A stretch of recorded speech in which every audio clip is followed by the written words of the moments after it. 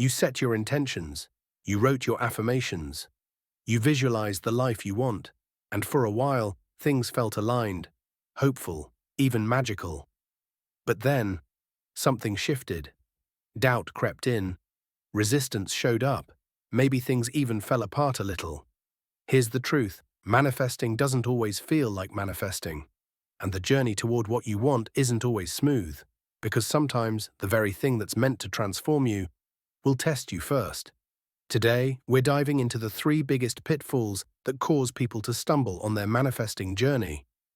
How to recognize them, how to move through them, and why you should actually be grateful when they show up. Pitfall 1.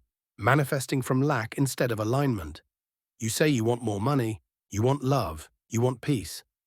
But the energy you're putting out isn't wanting, it's needing. It's scarcity, desperation. Please fix this. And the universe doesn't speak in words, it speaks in vibration. If you're manifesting from lack, what you're really reinforcing is the belief, I don't have it. And so that's what life mirrors back. The correction isn't to stop wanting, it's to shift your why and your where. Why do you want this? And where are you coming from emotionally when you ask? When you start from a place of, I'm already enough and I'm ready for more, you open the door. But when you start from, I'm broken and this will fix me, you slam it shut. So ask yourself, am I asking for more because I'm aligned with expansion? Or because I'm afraid of staying where I am? Pitfall 2. Attachment to the how and when. This is the silent killer of manifestation. You've decided what you want, but now you've also decided exactly how it should show up, and when. And if it doesn't, you assume it's not working, you panic, you sabotage. You shift your energy from trust to control.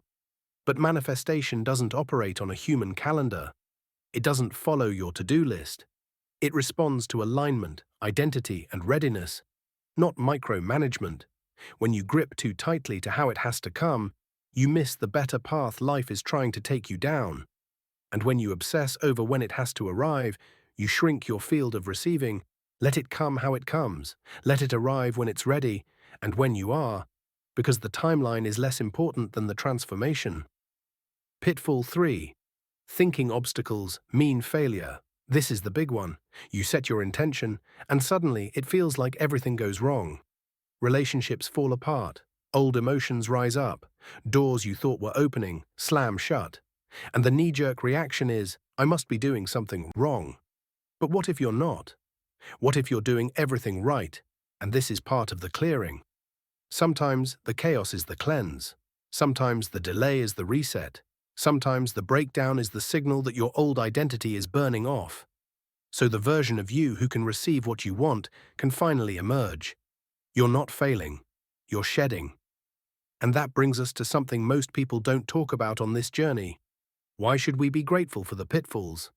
Every pitfall is an invitation, an opportunity to refine your energy, expand your identity, build unshakable trust. The moments that frustrate you the most are often the ones that free you the most. If you let them, gratitude isn't just for the outcome, it's for the unfolding, for the unseen grace behind every delay, for the lesson baked into every breakdown. When you meet a challenge with gratitude, you don't just raise your vibration, you expand your capacity to receive. So if you're on the path and you're feeling stuck, tested, or shaken, breathe.